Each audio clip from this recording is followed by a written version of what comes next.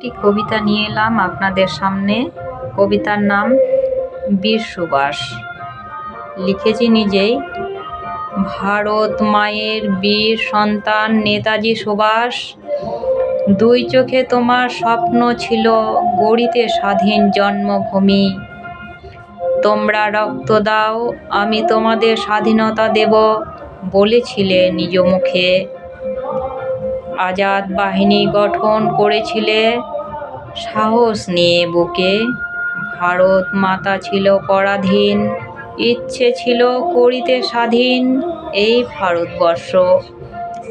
এই ভারতবর্ষ হলো স্বাধীন, দেখিলে না বীর সুভাষ তুমি?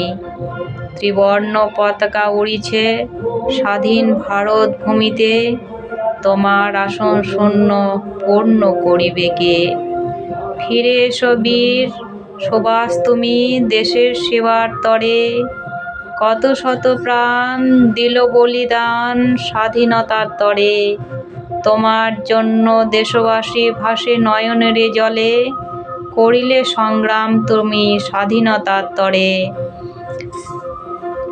হে বীর মহান, তোমাকে জানাই শত কোটি প্রণাম। নমস্কার।